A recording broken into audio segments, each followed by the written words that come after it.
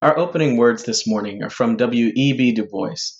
It can be found as number 502 in our hymnal, Singing the Living Tradition. Now is the accepted time. Not tomorrow, not some more convenient season.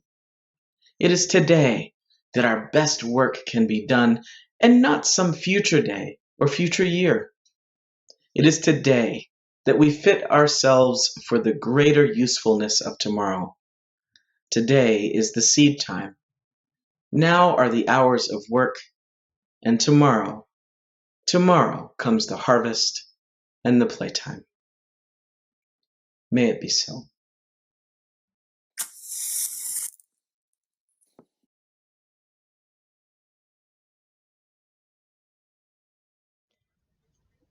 May I be light in you.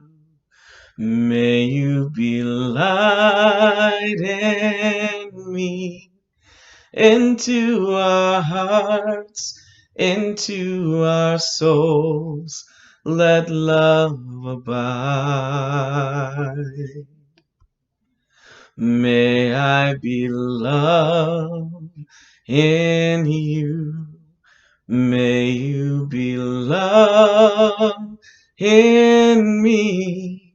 Into this place, out to the world for all time. Spirit of life, sources of all that ever was and can be, we are guided by all that is sacred within our own hearts and minds to pray this prayer and to live this prayer. We offer up this simple and profound hope that we may be light, give light, and receive light in this beloved community. That we may be love, give love, and receive love out in the world. May we never forget the impact and power of our voices. May we never lose sight of the songs in our hearts. David S. Blanchard once said that, and I quote, "They can be heard as songs of love or of longing, songs of encouragement or of comfort, songs of struggle or of security. But most of all, they are the songs of life, giving testimony to what has been, giving praise for all we're given, giving hope for all we strive for, giving voice to the great mystery that carries each of us in and out of this world."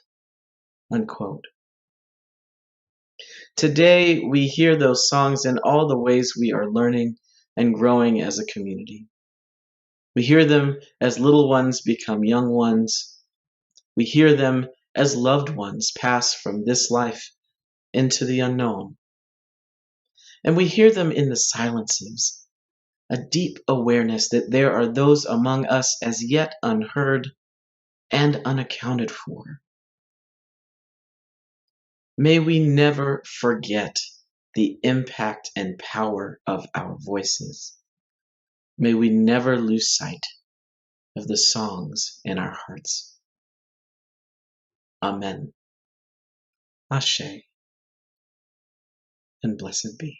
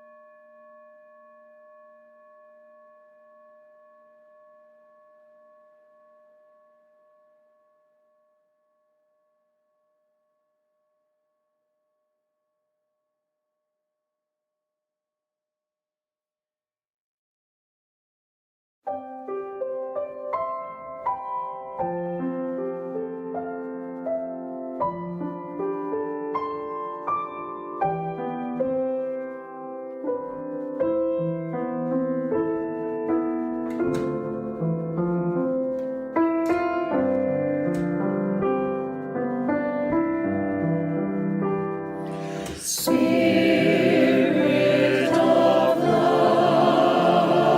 life, come unto me. Sing in my heart all the stirrings of compassion,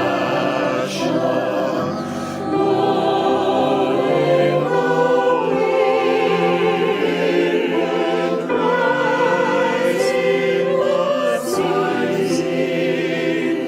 soothing the hand, giving life the shape of justice. Roots holding souls, wings set me free, set me Spirit of life, come to me, come to me.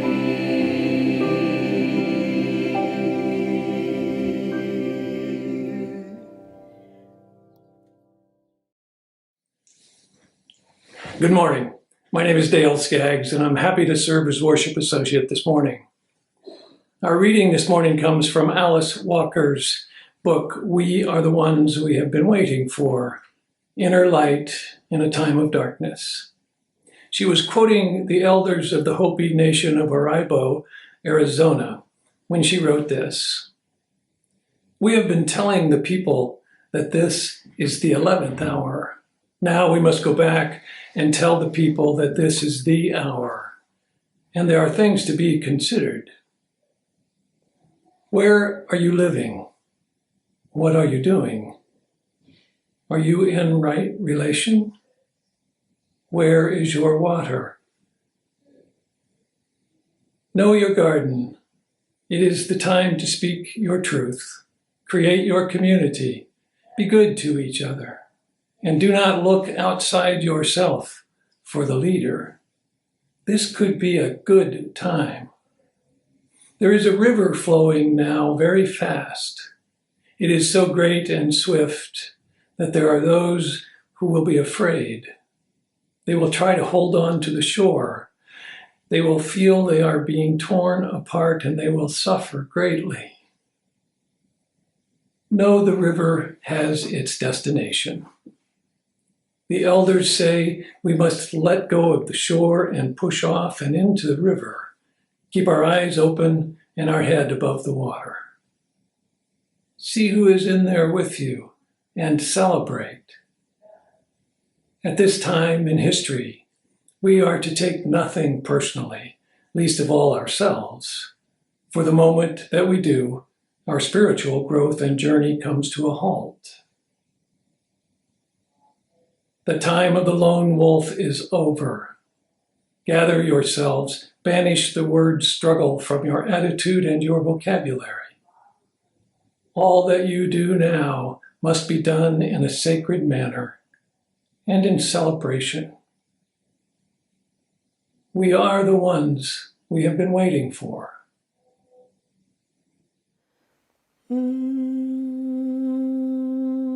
Circle round for freedom, circle round for peace,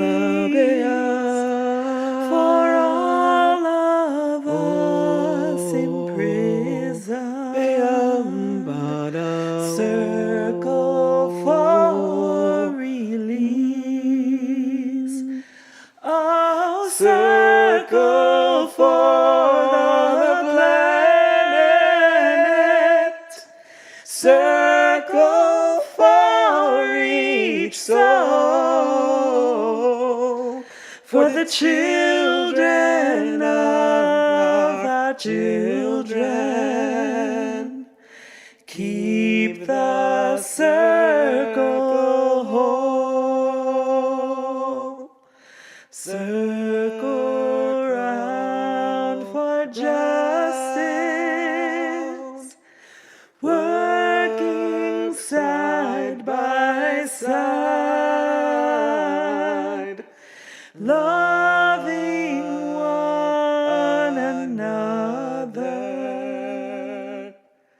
Draw the circle wide.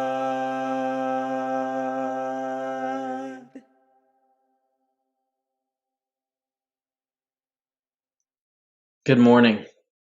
I sing greetings from Black Lives of Unitarian Universalism, an organization and ever-growing spiritual community supporting the needs of Black UUs in this country and around the world. I also come before you calling the names of Lewis Howard Latimer, Florida Ruffin Ridley, Marjorie Bowens Wheatley, Egbert Ethelred Brown, Fanny Barrier Williams, Frances Ellen Watkins Harper, Louis A. McGee, both of the Reverends Jordan, Joseph F., and Joseph H., David Eaton, Alandria Williams, Hope Johnson, and Kimberly Rochelle Hampton, all Black ancestors who gave so much to Unitarianism, Universalism, and Unitarian Universalism, and whose names we don't hear often enough. May they hold me and be with all of us in our time together today. Since 2017, Zoom has been at the heart of ministry for me. Blues Spiritual Community has been a national and global community since its inception in 2015. There are Black UUs all over, and the only way to connect with all of us all at once is not to gather in one building, but to reach across miles and experiences from our little respective boxes here in Zoom. Blues Organizing Collective Board is made up of folks in New York, Massachusetts, Ohio, Georgia, here where I am, and Minnesota. Ours is a virtual office. I appreciate and value deeply who we get to be and what we get to build with hundreds of thousands of miles between us. And, as many Blue community members will attest, not being subjected to what we often experience in our predominantly white UU congregations it's a gift, to say the least. As commonplace as virtual gatherings became for us, it never occurred to me that there would ever be a time that we wouldn't be able to or allowed to gather for safety's sake. Enter a global pandemic. Over the course of this pandemic, like so many of us, I have spent considerable time reflecting both on what we have lost and what we have gained, being forced into a strange kind of communal isolation. And I wanted to share with you a particular moment as part of my reflections today. In December of 2014, I had the pleasure of participating in a winter solstice service at a local UU church in Boston. It was a beautifully lit and quiet gathering, warm, filled with the wonder that comes with sitting still and paying attention. Among other things, I read a poem by Pablo Neruda called Counting to 12. It begins, "And now we will count to 12, and we will keep still. For once on the face of the earth, let's not speak in any language. Let's stop for 1 second and not move our arms so much." Neruda goes on to say, if we were not so single-minded about keeping our lives moving, and for once could do nothing, perhaps a huge silence might interrupt this sadness of never understanding ourselves. Perhaps the earth can teach us as when everything that seems dead and later proves to be alive.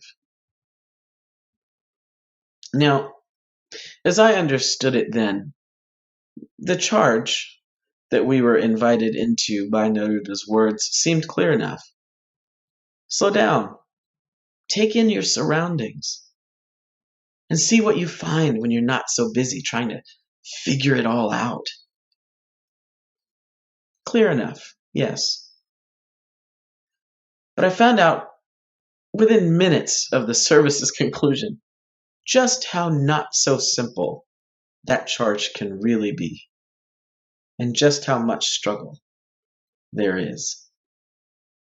As I was meeting and greeting folks, someone approached, mentioned that she'd never seen me before. Now, for those of you who may not be familiar, to a black person in a UU setting, that is often code for, "I don't usually see black people here. Why are you here?" I offered up the usual list of affiliations. She seemed rather impressed at the time that I worked at First Parish, Cambridge, but I could see in her eyes that she wasn't quite convinced. The service was not at First Parish, by the way. She then asked, "Well, are you UU?" It was a funny question to me. In most UU settings I've been in, the presumption is that I either am UU or I'm at least interested in learning more. But it gave me a golden opportunity to say out loud what I'd been trying on for size for a while at the time.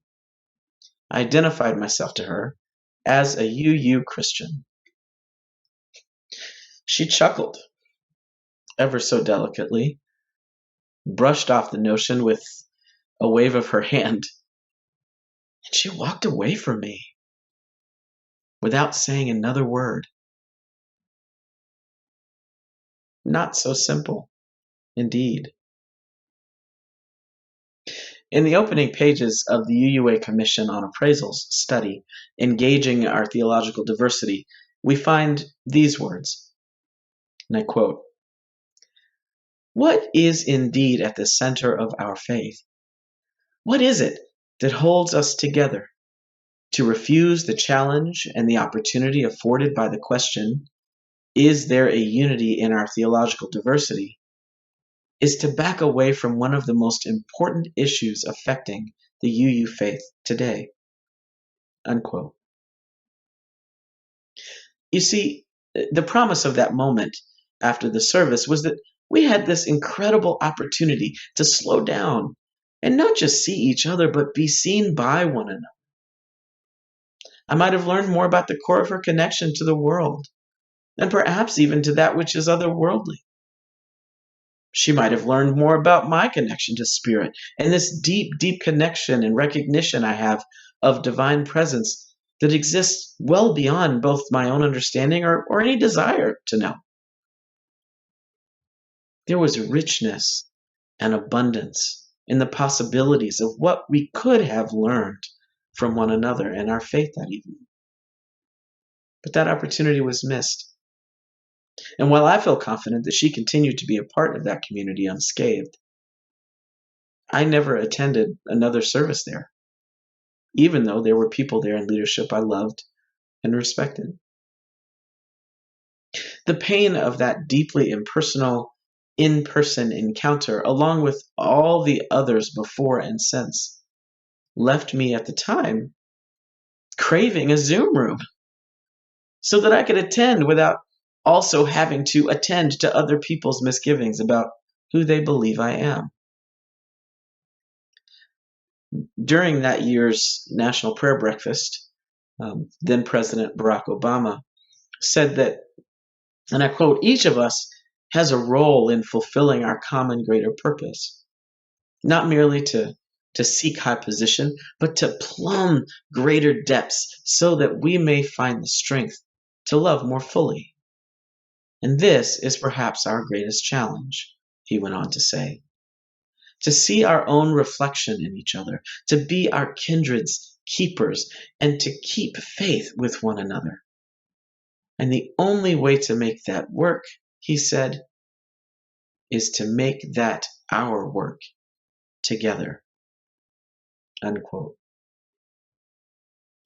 A youth focus group participant of the Commission's study that year amounted this challenge to being, quote unquote, the first principle in living flesh. The first principle in living flesh can't just be about the care and respect and compassion we have for one another, but how we make it real.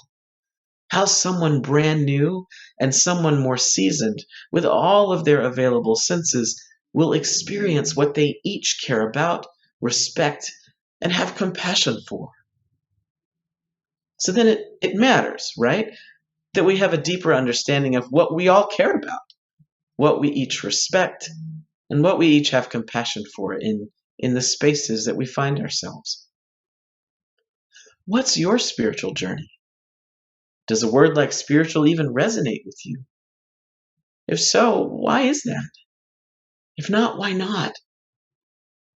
What preconceived notions about faith and connection do you have about people who are or are not at all like you?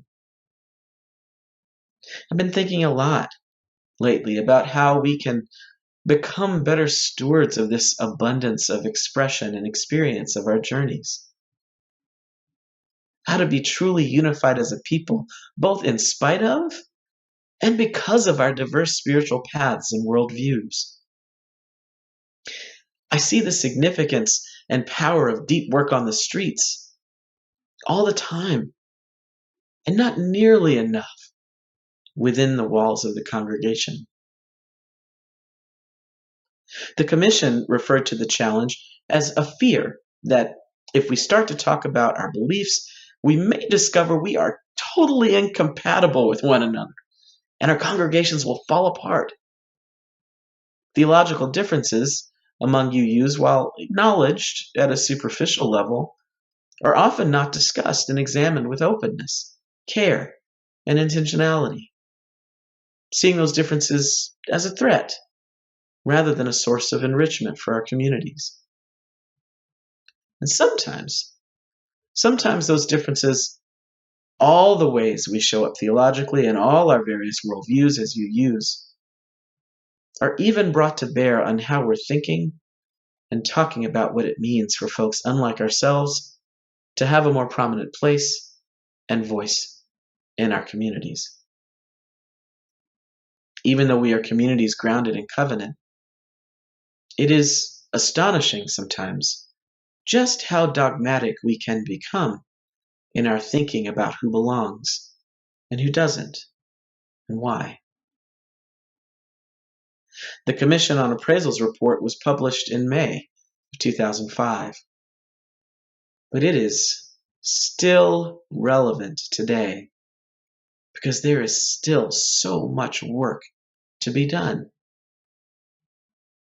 In 2020, a report of the Commission on Institutional Change, called Widening the Circle of Concern, was published to help support the long-term cultural and institutional changes that redeem the essential promise and ideals of Unitarian Universalism.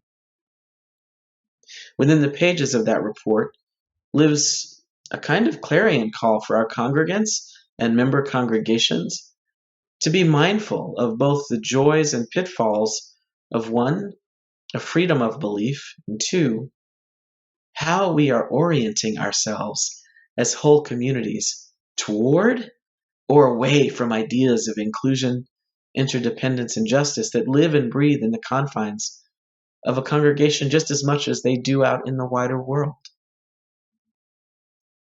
But how do we get there? Where can we begin?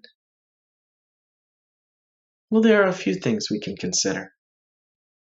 Number one, to enter with humility and hopefulness, recognizing that what may be good and true and right for me may not reign true for someone else, and resolving that our truths can only make the community better and stronger. Number two, we can create space for theological dialogue, both inside and outside of the church. Being intentional about structuring conversations about belief that are civil, respectful, and fruitful can make the difference between folks not coming back because they're not sure they'll fit in, and folks seeing themselves in the spaces of connection we create. Number 3, find the common ground. It's hard to find the common threads in our beliefs and understandings of our relationships to each other and the world if we're not sharing what makes those journeys special and unique. The invitation is always to do that sharing, to engage in it, to take it seriously. It matters, and it especially matters in community. And number 4, to craft meaningful messages that speak to those commonalities and the differences. Folks on the membership team and the standing committee are coming together to develop trainings, perhaps, on recognizing meaningful messages and sharing them in ways that bring healing and hopefulness. This is deep, deep and important work. Necessary work, in fact, especially if anti-racism and multiculturalism matter in our communities. And it's work I believe every community can do, because we all have a stake in how we welcome one another, make room for what we care about most, and build upon our communities, especially now, especially as we begin to think about what it means to return. To return in the midst of so much that has been hard and traumatic, terrifying, deadly. Especially now, it matters. In God in Search of Man, a philosophy of Judaism, Rabbi Abraham Joshua Heschel writes that acts are a challenge to the soul. But how else can we learn the joy of loving kindness if not by enacting it? What else are we doing? How else can we be filled with the wonder that comes with sitting still and paying attention? When we slow down, what do we hope to find? And how will we continue to shape and grow our communities based on how we show up and speak the truth of our theological perspectives and worldviews? Roger Moore, in a sermon he preached at the UU Fellowship of Clinton, may have said it best. He said, "Our tradition is that we continually transcend our tradition, evolving always beyond our personal and collective past. Perhaps we are creating a new gospel, but at least we are liberating ourselves and one another from the narrow-mindedness and spiritual poverty of conventional belief." May it continue to be so in fresh and new ways, if not for our sakes, for the sakes of those who have not yet come. The work is powerful and worthwhile, always. Amen. Ashe, and blessed be.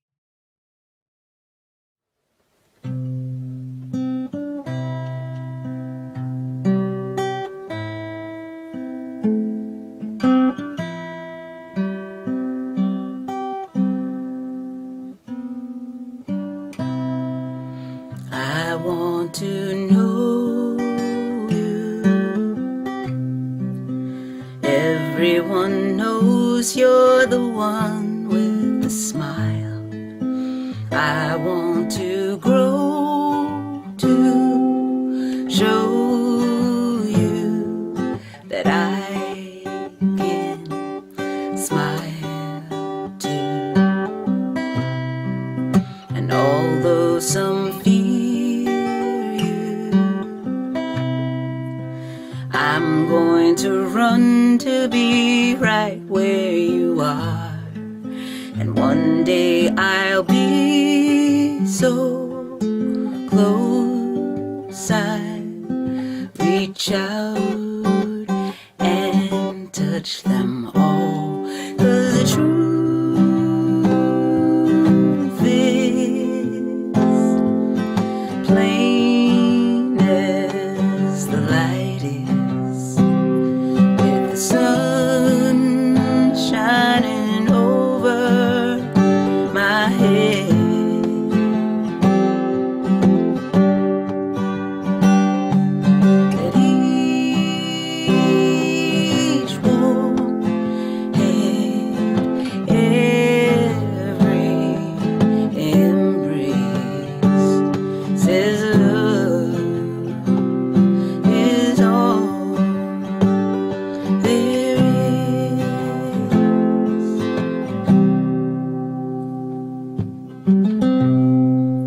I used to doubt it. I used to live out alone in the dark, mad at the blindness, until kindness opened my eyes and opened my heart. Now I'm getting closer. You're growing clearer. I finally see that you are my whole hope, my healer, the answer, and yes, you are all I need, 'cause the truth is plain as the light is, with the sun shining over your head.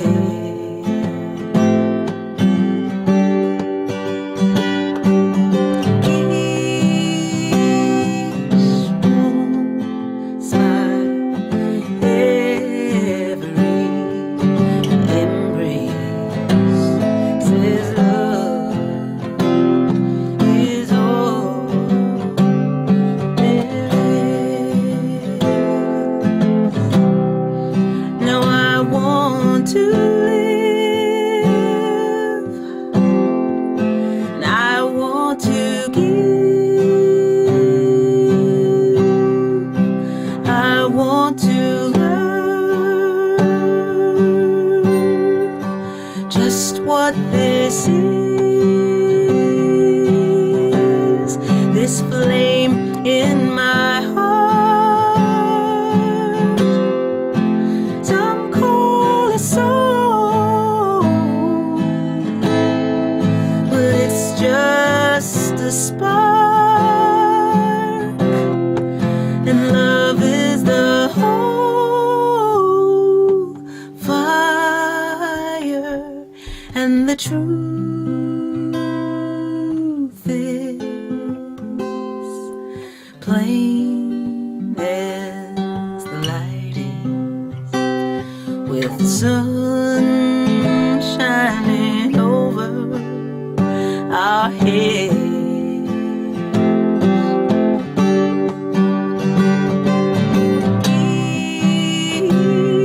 Each moment when we show kindness, still love is all there is. Let it out, let it in. Oh, love is all there is. Now is the time to begin to see that love is all there is.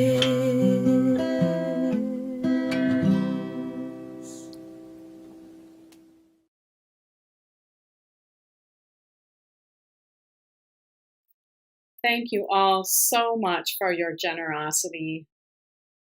Pledges are the core of our church's spiritual practice of generosity. We are also grateful for additional gifts to support our ministry, and thank the folks out there who are appreciating this online ministry and supporting it by texting 73256 with the message "Give to UU," or by giving on our website. Your gifts help us continue to provide this ministry. We also share the plate with an organization each month. The nonprofit Nehemiah Project is our summer Share the Plate recipient. With 2 facilities in Milwaukee, the Nehemiah Project works with teens and young men, 13 to 20 years old, who have served their sentence and are preparing to return to their families. Its mission is to promote the physical and emotional well-being of youth through psychological, educational, leadership, and transitional living services in a residential community. They accept clothing items, furniture, financial donations, and offer volunteer opportunities. To make a donation directly to the Nehemiah Project, please visit their website. They also accept donations over the phone. You can see all these options on your screen now, and they will live on in the YouTube comments section of this video after worship is over. Thank you so much for giving, right now, or when you come back later. Your support keeps us and our community partners going. Thank you. Our closing words are from the late Reverend David Hilliard Eaton, first African American to serve as senior minister of All Souls Church, Unitarian, in Washington, D.C. from 1969 to 1992. The church, he writes, is that institution whose primary purpose is to help people discover, create, and maintain hope in their lives. When people have no hope, they discover hope together. And when they cannot discover hope, they create hope together. Unquote.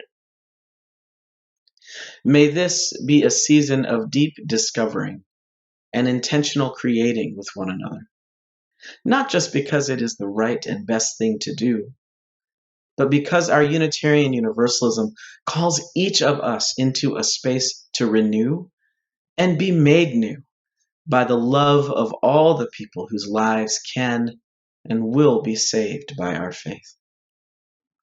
May it be so.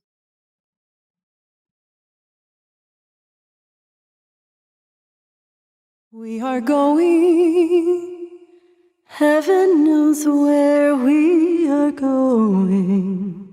We know within, and we will get there. Heaven knows how we will get there, but we know we will. Whoa, yeah, yeah. Whoa, yeah, yeah. Whoa, yeah, yeah.